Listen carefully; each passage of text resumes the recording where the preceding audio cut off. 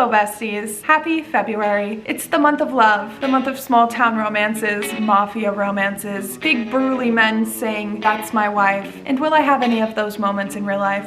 No, I will not. I'm as single could be. Some might call me a single Pringle. I can't believe I just said that on the internet. But how am I supposed to get through these days leading up to Valentine's Day without being sad? That's easy because I'm happily single. But there are no rules about finding a new book boyfriend. And that's just what we're going to do in this weekend romance reading vlog. Whew, hey, that was pretty good.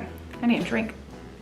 So hello guys, if you haven't seen my face before, my name's Alexis and we're going to be doing a romance reading vlog. I literally just said that, but I feel like I needed to re-say it to properly introduce this video. It is the weekend before Valentine's Day. It is currently Friday night and Valentine's Day is on this coming Wednesday. Of course, all of you guys are my Valentine this year. So before I dive into my reading, I want to go over a tentative TBR for the weekend because I have so many good romances sitting on my shelves. To kick everything off, I am already 31% of the way into the breakup tour. I just got this book a few days ago in the mail and immediately started reading it. This book is for all of the Swifties out there, and although I'm not the biggest Swiftie myself, I am still really enjoying this. These next ones just came out in January, I want to say, but it is the 6 books in the Improbable Meet Cute collection. So with Amazon Prime, I didn't know this, but you can get certain books for free, whether that's ebooks or audiobooks. So I went ahead and downloaded the 6 audiobooks for this series. This features authors like Abby Jimenez and Christina Lauren. Those are the main 2 that I am really excited to pick up. These audiobooks are only a couple hours or even shorter each, so I'm pretty sure that I can knock them out within a day. Then the last romance book I want to put on my TBR for the weekend is one that I am so excited about. It is a 5-star prediction for me, and it's Butcher and Blackbird by Bryn Weaver. I have literally seen this everywhere. All of my friends that have read it have given it 5 stars. This is a friends to lovers romance between 2 serial killers, and these serial killers kill serial killers for a living.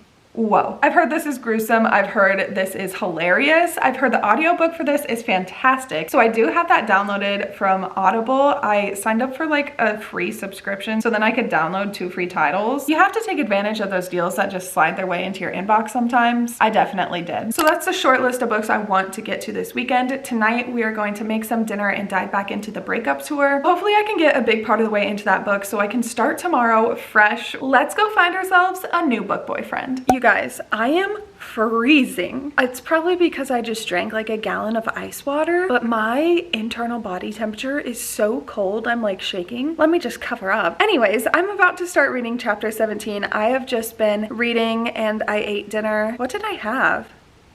A quesadilla. I had a quesadilla and I've been watching soccer, but I am officially at the 56% mark for the breakup tour. We follow Riley, who is the main character of this book. She is the Taylor Swift character. She just got out of a divorce, released a new breakup album. It is the new worldwide sensation, embarking her on her dream of a world tour. Her ex-husband is claiming the most popular song is about him, while in reality, it is actually about Riley's college ex-boyfriend. So what does Miss Riley do? She tracks down the one that got away and somehow convinces him to join her on this worldwide tour. This entire book so far has basically just been one huge miscommunication trope, which is honestly my biggest pet peeve in the world, but I'm still intrigued and it's not annoying me too much.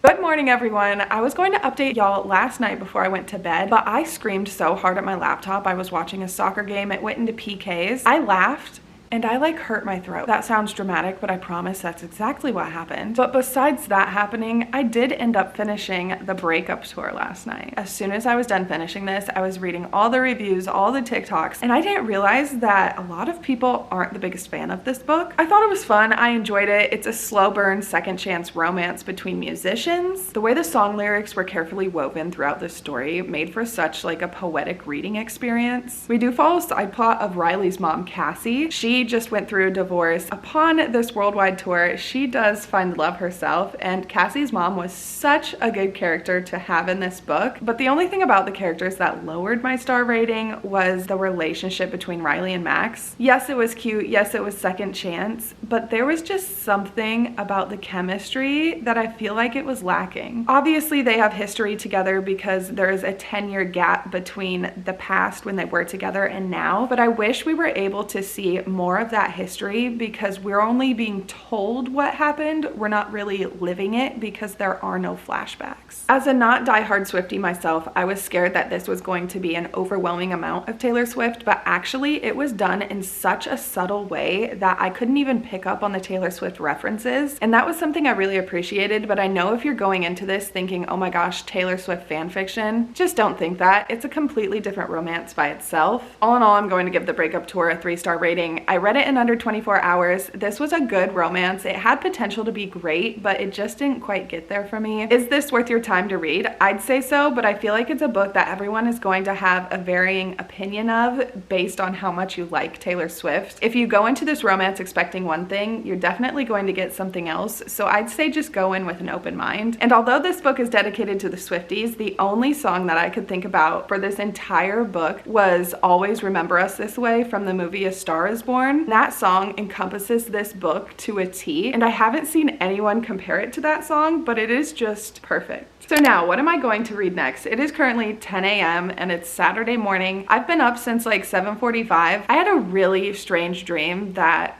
I had a bomb go off in my house, and since then I have just been wide awake. I feel like anyone would be if they had that dream. So I feel like it's about time to get the ball rolling reading romance books today. While I make breakfast, I'm going to start reading The Exception to the Rule by Christina Lauren. This is the first book in the Improbable Meet Cute collection, and I'm pretty sure this is everyone's favorite. It follows the plot where an accidental email to a stranger opens the door to an unexpected relationship. So it's giving the trope of finding love when you least expect it. I'm very curious how this one is going to play out.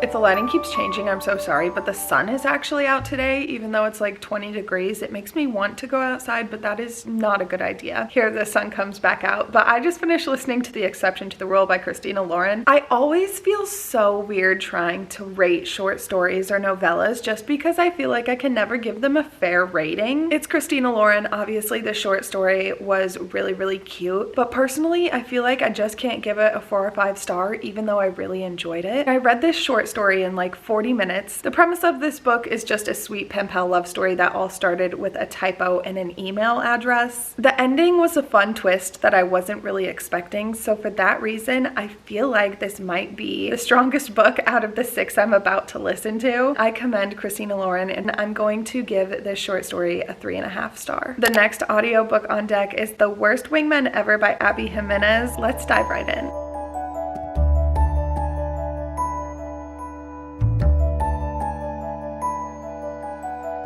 Okay, so I just finished listening to The Worst Wingman Ever. That's a really hard title to say. So this short story follows Holly, and Holly is a hospice nurse. She just accepted the job of caring for her grandma in her final days in the apartment building that she resides in. Along the way, the apartment building hires this new maintenance man to take care of all of the problems within the 100 units that it has. The real estate talk hit home because it was surprisingly accurate to the stuff that me and my family have to deal with on a daily basis. This is a meet cute, so obviously the romance starts when the maintenance man and Holly bump into each other. The humor between Holly and her family and then the maintenance man's friends, it was just so good. I feel like if the humor wasn't to the degree of what it was, this short story wouldn't have been as good. Although I will say it wasn't much of a romance. The two characters don't get together until the last minute of the book. It's more of just a story of Holly dealing with her grandma's death and how she keeps going. I just wish it was a little bit longer and we got a bit more of romance between our two characters. Overall though, I really enjoyed it, and I'm going to give it the same rating as I did the Christina Lauren one, a 3.5 stars. Prepare to be sick of me because the only plans I have today is to lounge around and read, and it is honestly the best Saturday before Valentine's Day I could have ever asked for. I'm going to take a little bit of a break though because I've been reading for 2 hours and I have developed a headache, but the next audiobook I'm going to pick up is Rosie and the Dreamboat by Sally Thorne. The total length of the audiobook is 1 hour, hour, so it's not gonna take me long to read that at all. Once I get settled in, maybe my headache goes away a little bit,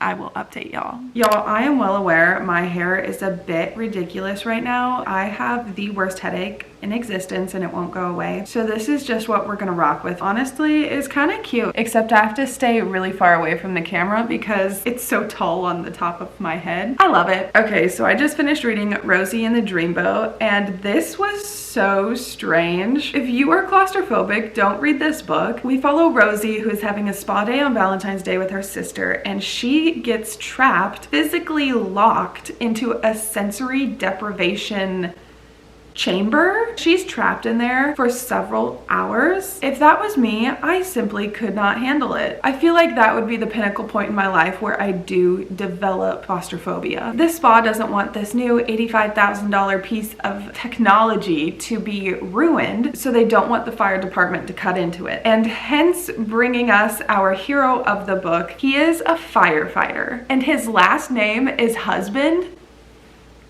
I've never met a husband before. So in those aspects, it was a bit silly. It was also very cute because now they're going on a Valentine's Day date together. How did Rosie stumble out of that deprivation chamber not looking like a pruned up wet rat though? That's something I will never know. Overall, I'm giving this 3 stars. It was outlandish, but it was also very entertaining. The audiobook was done really well. The book read like we were with Rosie trapped in this chamber. So when you were listening to the narrations, everyone talking to Rosie outside of the chamber was muffled or far away. It just made for a really cinematic listening experience. If I'm being real with y'all, all I want to do right now is to sit down and read Butcher and Blackbird and start highlighting it. I want to make it a goal for myself to read all of these short stories first, because I know if I give myself that little treat, I'm not going to finish what I'm doing now. So the 4th book in this series is called Drop Cover and Hold On by Jasmine Guillory. That author, and I think this is going to be some sort of natural disaster that brings these 2 characters together. I haven't heard anything about the final 3 books in this series, so it's going to be an experience discovering what these 3 are. I feel like this is when it starts to go downhill. We'll have to see. Have you guys ever eaten these berries? I don't even know how to describe them other than they're berries, but they're candy and they are delicious.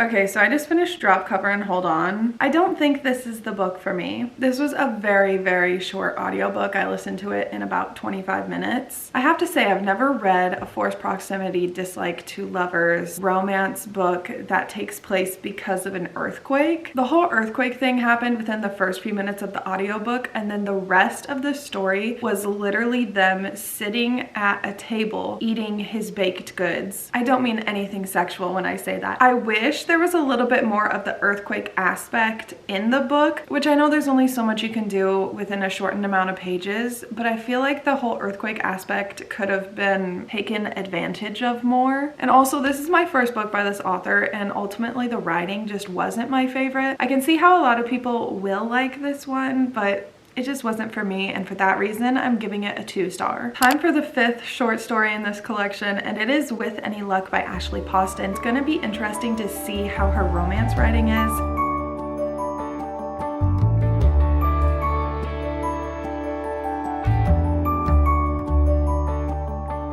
Just like that, I finished the 5th book, With Any Luck, and it wasn't terrible. It was enjoyable for the 30-minute read that it was. Would I necessarily recommend it to you guys?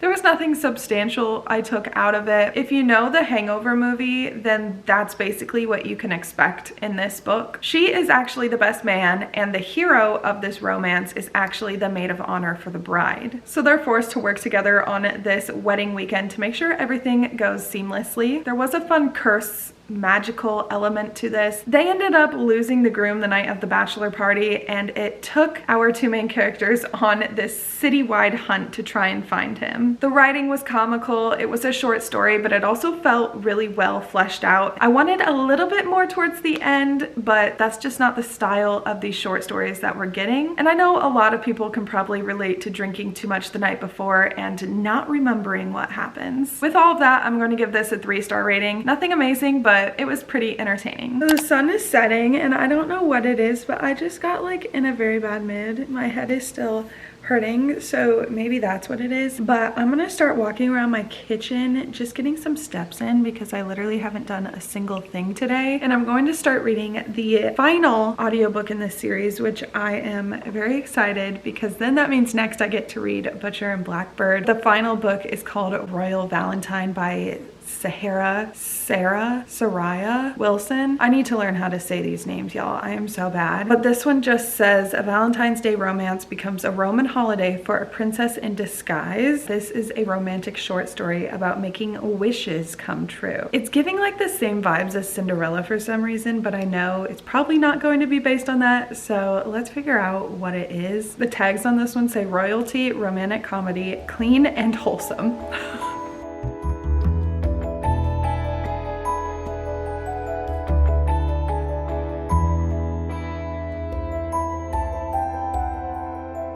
You guys, I did it. I finally finished the Improbable Meet Cute series. Like 2 seconds ago, I just finished reading Royal Valentine, which is the last book in this group of Meet Cutes. And it wasn't my favorite. I'll give it a solid 2-star rating. Nothing really stood out to me. It was cute. If you're looking for a short read based on the royals, read this. It's perfect romance. The Scottish narration by Jessie Valinsky. Chef's kiss. But I do have to say, any short story that has the third act breakup should be criminal behavior. Why waste your time doing a third act breakup when this is supposed to be a meet cute? So with that, my battery is now blinking and I have finally finished that meet cute series. I'm very happy I read it and I'm very happy I'm done with it because now I get to make pasta for dinner, put on some soccer games, and start Butcher and Blackbird. The excitement I have for this book is unreal. Good morning, everyone. I totally forgot today's the Super Bowl. It's the Super Bowl. My parents and I are going to do something this afternoon. I don't know what we're going to do, but all of my reading is going to be done tonight. So I started reading Butcher and Blackbird last night and I got to the start of chapter 7 and I stopped right before someone is gonna get killed because I was laying in bed and I didn't really want to read that before trying to drift off to sleep. But I have been highlighting this. It's just the material of the paper, but the highlights are pretty hard to see. And I also think it's because I'm using like a pastel highlighter. I don't even know if you can see this, but that's kind of what my highlighter looks like on the page. But I am very excited to continue reading. I know the next chapter is titled Cubism, and I've heard a lot of people say some wild things about it. So I'm very curious to see how this guy is going to become unalive. Also, how cute is this? My phone cover matches my highlighter in the book. Adorable. I feel like I should take a picture like this. So cute.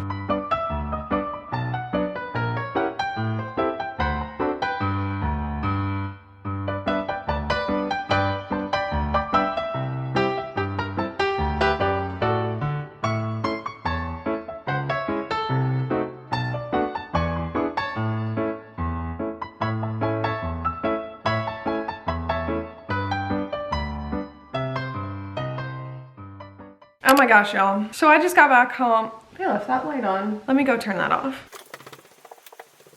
So I just got back home. I spent the day running around, going to different places with my parents. We went out to lunch together. Super awkward encounter that I'm not going to air out on the internet. But I did read a few chapters while driving around today. It wasn't much because highlighting in a bouncy truck is not the smartest idea. Although I will say these highlighters, they are the Pilot Friction Light ones and I love these. It has a tip on the end and it acts like an eraser. So if you do make a mistake, you can erase it. So it is currently 3:24. The Super Bowl stuff starts at 5. I have a little bit of a treat to get me through the rest of the day, so we're going to make some more progress in this book.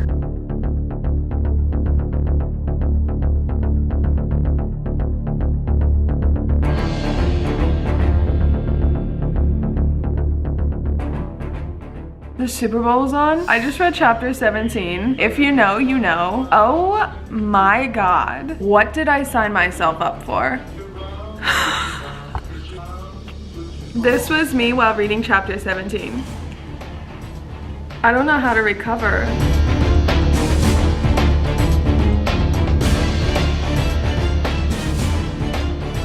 You guys, I just finished Butcher and Blackbird. If my cheek is red, it's because I was sitting like that. This freaking book, unhinged in the best way possible. Also, before I start this review, I want to say that the highlighter thing was a user error. My highlighter was just out of ink and I'm pretty stupid to not realize that, so I got another pink one and it works perfectly fine. This book was absolutely insane. If you read this, to my family who is watching this video, do not read this book. But to everyone else who is curious about this book, read the trigger warnings before going in. You gotta get on board with a lot of things before willingly picking this up. There's a lobotomy man, there's cannibalism. You'll never look at food the same way again. Although the ice cream chapter, it didn't gross me out as much as I thought it was going to. I have ice cream in my freezer right now and I could easily eat that up. If eyeballs gross you out, don't read this. There's serial killers, there's murders, there's, what do you even call that? Skin ornaments? There's drinking and eating of human parts. It is simply wild. But god damn it, if 2 serial killers can find love, I can too one day.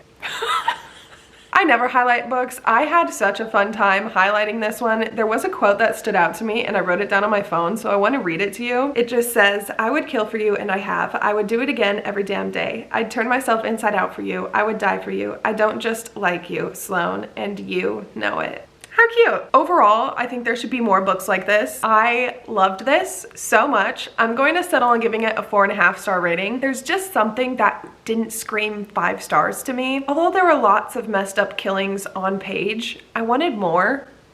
That sounds terrible and completely diabolical, but I don't know. There was just some sprinkle of something missing. The middle of this did drag a little bit, so maybe that's my hesitation on not giving it a 5-star rating, but thinking back on all the scenes between our 2 main characters, it was adorable. And just like that, it is time for me to end this romance reading vlog. We really went into the trenches with this one. We had serial killers, we had pop stars, we had people from the royal family, we had bakers, we had earthquakes happening, we had hospice workers. I feel like we had a great palette of different people represented within the books I read this weekend. So with all that being said, I hope you guys enjoyed this romance reading vlog. Hopefully you guys got some inspiration and I can't wait to film another one. I feel like I'm getting my filming mojo back. You guys know how to do all the YouTube stuff down below. I hope you guys have a great Valentine's Day, whatever that means for you. And I will catch you guys in the next one. See ya! Ow! Oh my god, my funny bone. Oh, I think that's the hardest I've ever hit my funny bone in my life. Rat! Big rat! Biggest rat I've ever seen in my life! Hopefully I can get a big chunk of the way into that book, so my family member's pregnant and I think we forgot to tell my mom. I gotta call my dad. And I didn't, right? My head hurts so bad. There's a child on the road over there. No, it's away from me. Well, I'm sorry, but all of a sudden I just saw him dart out. I wore this sweatshirt all the time when I was in Hawaii, and my mom got me this little mystery Masubi plush because we stayed at Aulani, and it just makes me really miss Hawaii. I had such a fun time there. Because I would like to make a bunch of I just realized that when my mom dropped this box of Dominoes, she dented it.